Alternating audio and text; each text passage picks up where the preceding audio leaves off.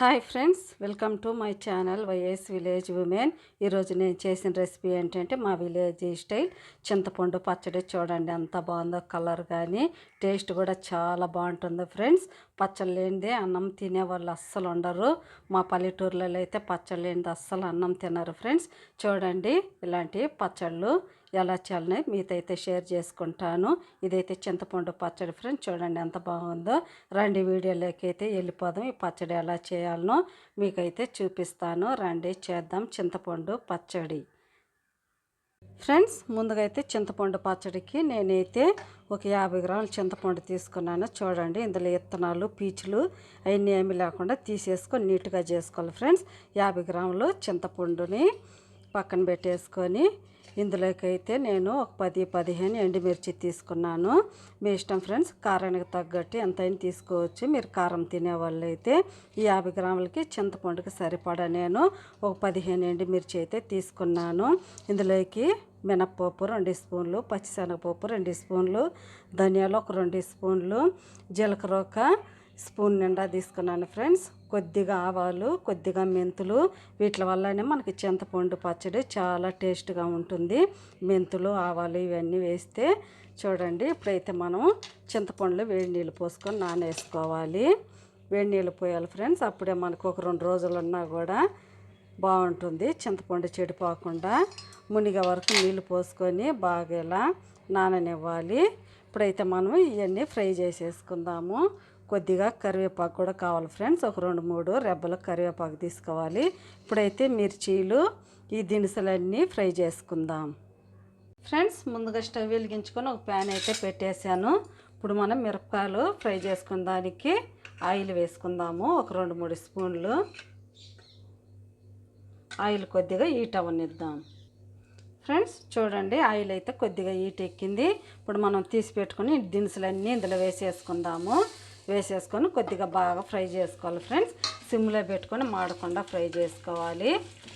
మాడితే taste అయితే అంతగా బాగుండదు. ఒక 2 నిమిషాలు ఇలా ఫ్రై చేసుకొని తర్వాత ఇందులో మనము ఎండుమిర్చి ఫ్రై చేసుకుందాం ఫ్రెండ్స్. చూడండి పప్పులు, ధనియాలు, జీలకర్ర అన్నీ వేసాం కదా, ఇవన్నీ కొద్దిగా ఫ్రై అయ్యాయి.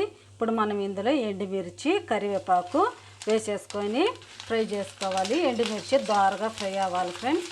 ఎక్కువగా కనుక ఫ్రై అయిపోతే పచ్చడి అంతగా రంగు బాగుండదు, నల్లగా అయిపోతుంది, కలర్ వేరుగా ఉంటుంది.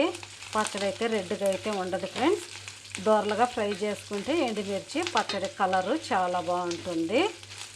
బాగా ఇలా కొద్దిగా ఫ్రై చేసుకుందాము. ఇప్పుడు ఇందులోనే కొద్దిగా ఒలిచిపెట్టుకున్న వెల్లుల్లి, ఒక పెద్ద వెల్లుల్లిని ఇలా పొట్టు తీసి ఉంచుకున్నాను. ఇప్పుడు ఇవి కూడా ఇందులో వేసేసుకొని ఫ్రై చేసుకుందాము ఫ్రెండ్స్. చూడండి ఎండుమిర్చి కూడా బాగా ఫ్రై అయిపోయాయి. ఇప్పుడైతే స్టవ్ అయితే కట్టేసేసుకొని చూడండి ఇలా మంచి కలర్లో అయితే ఉండాలి ఫ్రెండ్స్. కలర్ అయితే అస్సలు చేంజ్ అవ్వకూడదు. చూడండి ఇలా ఫ్రై చేసుకొని ఆపేసుకొని ఇలా తిప్పుకుంటూ ఆరబెట్టుకోవాలి, లేకపోతే పప్పులన్నీ మాడిపోతాయి ఫ్రెండ్స్. ఇప్పుడు ఇవి కొద్దిగా చల్లారిన తర్వాత మిక్సీ పట్టేసేసుకుందాం. చూడండి కొద్దిగా చల్లారిన తర్వాత నేనైతే ఒక మిక్సీ జార్లోకి వేసేసాను. ఇప్పుడైతే ఇందులోకి సరిపడా ఉప్పు వేసుకోవాలి. నేనైతే కళ్ళు ఉప్పు వేసుకుంటున్నాను ఫ్రెండ్స్. మీరు సాల్ట్ అయినా వేసుకోండి, ఎందుకంటే కళ్ళు ఉప్పు వేస్తేనే బాగుంటుంది పచ్చట్లలో. కారం ఉప్పు కరెక్ట్గా ఉండాలి ఫ్రెండ్స్. ఇప్పుడైతే చూడండి నేను తగినంత ఉప్పు వేసుకున్నాను. ఇప్పుడైతే ముందుగా ఇది పొడిలాగా చేసుకోవాలి. మిక్సీ పట్టేసేసుకుందాం ఫ్రెండ్స్. చూడండి ఇలా బరగ్గా మిక్సీ పట్టేసుకోవాలి. మిరపకాయలు మనం వేసిన దినుసులన్నీ ఇప్పుడు మనం నానబెట్టుకున్న చింతపండు అంతా ఇందులో వేసేసుకోవాలి. ఒకవేళ మెదకపోయినది వేడి నీళ్ళ కాబట్టి కొద్దిగా వాటర్ వేసుకొని గట్టిగా మిక్సీ పట్టుకోవాలి ఫ్రెండ్స్. చింతపండు అంతా ఇందులో వేసి కొద్దిగా వాటర్ వేసుకొని మళ్ళీ ఇంకోసారి మిక్సీ పట్టుకుందాం. చింతపండు కూడా వేసి ఇలా అయితే మిక్సీ పట్టేసుకున్నాను. చూడండి గట్టిగా ఉండాలి ఫ్రెండ్స్, ఎక్కువ అయితే వేయకూడదు. నేను ఒక 2-3 స్పూన్లు అంతా వేసాను. వేడి నీళ్ళు కాబట్టి చింతపండు నానబెట్టి నీళ్ళే వేసాను. చూడండి ఇలా బరగ్గా ఉండాలి, ఎక్కువ మెత్తగా అయితే ఉండకూడదు ఫ్రెండ్స్. ఇప్పుడైతే మనం పోపు వేసుకుందాం ఫ్రెండ్స్. ఇప్పుడు స్టవ్ వెలిగించి నేను మిరపకాయలు ఫ్రై చేసుకున్న ప్యానే పెట్టాను అనమాట. ఇప్పుడు మళ్ళీ ఇందులో కొద్దిగా మనం పోపుకి ఆయిల్ వేసుకొని ఆయిల్ కొద్దిగా హీట్ అవ్వనిద్దాం ఫ్రెండ్స్. ఆయిల్ హీట్ అయిన తర్వాత మనం ఇందులో ఆవాలు వేసుకోవాలి. కొద్దిగా ఆవాలు వేసుకొని చిటపటలాడిన తర్వాత జీలకర్ర వేసుకోవాలి. 2 వెల్లుల్లిపాయలు తల కొట్టుకొని ఇందులో ఇలా వేసుకోవాలి. ఒక 2 ఎండుమిర్చి కూడా వేసుకోవాలి. ఇందులోనే పోపు దినుసులు వేసుకోవాలి ఫ్రెండ్స్. పచ్చిశనగపప్పు, మినపప్పు బాగా ఫ్రై చేసుకుందాము. కొద్దిగా ఫ్రై అయిన తర్వాత కరివేపాకు వేసుకుందాం. ఫ్రెండ్స్ చూడండి, పోపు కాస్త వేగిపోయింది కదా. ఇప్పుడు మనం ఇందులో కరివేపాకు వేసుకోవాలి. ఇంకంతే ఫ్రెండ్స్. ఇప్పుడైతే మనం మిక్సీ పట్టుకున్న పచ్చడిని, చింతపండు పచ్చడిని ఇందులో వేసేసుకోవాలి. వేసేసుకుని ఒక 2 నిమిషాలు ఇలా ఉడికించుకోవాలి. అంతే ఫ్రెండ్స్, పచ్చడి అయితే అయిపోయింది. చాలా బాగుంటుంది, చాలా కమ్మగా ఉంటుంది. మా విలేజ్ స్టైల్ చింతపండు పచ్చడి చూడండి ఎంత బాగుందో. ఇలా వేడి వేడి అన్నంలో వేసుకొని కనుక తింటే చాలా బాగుంటుంది ఫ్రెండ్స్. అయిపోయింది చింతపండు పచ్చడి. ఇప్పుడైతే మనం ఒక బౌల్లోకి అయితే తీసేసుకుందాం. స్టవ్ అయితే కట్టేసాను ఫ్రెండ్స్. ఇప్పుడు ఒక బౌల్లోకి తీసుకుందాము.